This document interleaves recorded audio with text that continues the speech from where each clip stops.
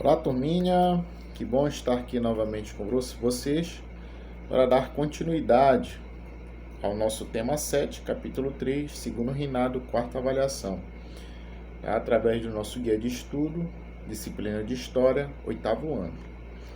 Hoje nós iremos dar continuidade ao nosso tema através aqui, olha, economia no segundo reinado.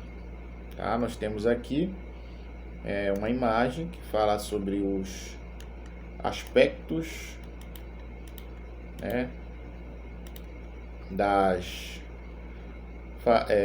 da fazenda Arvoredo, em Barra do Piriá, Rio de Janeiro, produtora de café. Tá? Então aqui nós podemos ver também como eram as fazendas no período do segundo reinado. Nesta época, as excelentes condições de plantio do Vale Paraíba, Rio de Janeiro, alavancaram a produção e a exportação do café. Posteriormente, os cafezais se espalharam por São Paulo.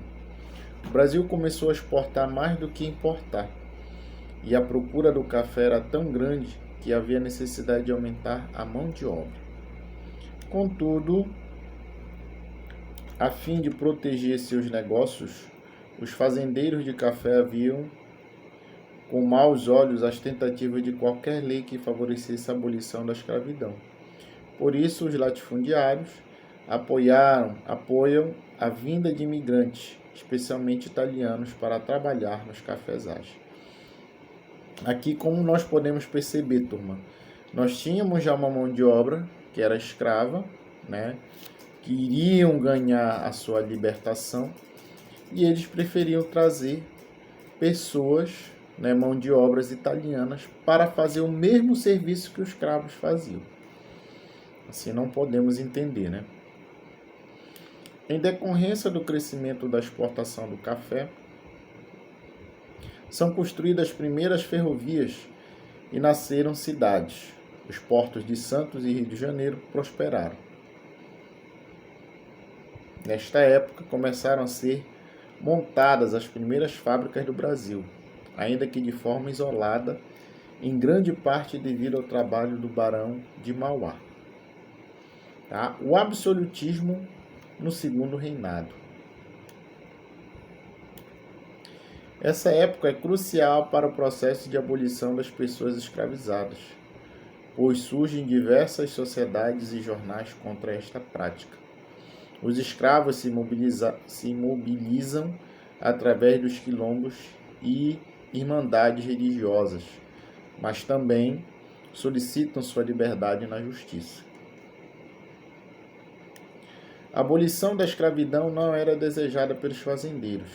Estes perderiam o investimento da compra das pessoas escravizadas e teriam que começar a pagar salário, diminuindo assim sua margem de lucro. Desta maneira, lutam para que o governo pague indenização por cada escravo liberto. Como indenizar os fazendeiros estava fora de cogitação, o governo promulga leis que visam abolir o trabalho servil de forma gradual. São elas: Lei Eusébio de Queiroz, Lei do Ventre Livre, Lei do Sexagenário e Lei Áurea, que definitivamente dá fim à escravidão no Brasil. Então o governo ele via que não seria possível pagamento ou indenização a esses cafeicultores, ele começa a promulgar leis para se chegar ao fim da escravidão. Lembrando, pessoal, que o fim da escravidão ela se dá à Inglaterra como um país produtor, na questão industrial, comercial, começa a proibir o tráfico negreiro através de sua marinha imperial. Começa a prender navios negreiros, porque a Inglaterra ela queria ganhar mercado. Como ela iria ganhar mercado, vamos supor, no Brasil, onde uma parte da população era escrava, não tinha dinheiro, não tinha renda para comprar seus produtos. Então o Brasil também teve que se adequar, se alinhar, né, para dar fim à escravidão. Política exterior no segundo reinado. Nós temos aqui, olha, detalhe do quadro Batalha do Havaí, de Pedro Américo, destacando o Duque de Caxias. Tá? Guerra do Paraguai. No plano internacional, o Brasil se envolveu em atritos com seus vizinhos, especialmente na região do Prata. Em resposta à invasão do Rio Grande do Sul, o governo imperial declara guerra ao ditador paraguaio Solano Lopes, no episódio conhecido como Guerra do Paraguai. O conflito ainda contraria com a participação da Argentina e do Uruguai e duraria cerca de 5 anos. O Paraguai foi derrotado e Solano Lopes morto por soldados brasileiros. O exército civil, fortalecido após o conflito, passou a reivindicar mais espaço na política nacional. Questões do Christie. Da mesma maneira, o governo viu-se implicado na questão Christie, 1863 a 1865, quando houve incidentes com cidadãos britânicos em solo brasileiro. É importante lembrar que os súditos britânicos não eram julgados pelos tribunais brasileiros, se cometesse algum delito no Império do Brasil. As questões Christie começou com um altercado entre marinheiros e oficiais brasileiros no Rio de Janeiro e pela invasão e confisco de 5 barcos no porto do Rio de Janeiro por uma fragata britânica. O governo brasileiro pediu que os responsáveis respondessem judicialmente no país e que fosse paga uma indenização. Diante da recusa dos britânicos, o Brasil rompeu relações diplomáticas com o Reino Unido depois de 2 anos.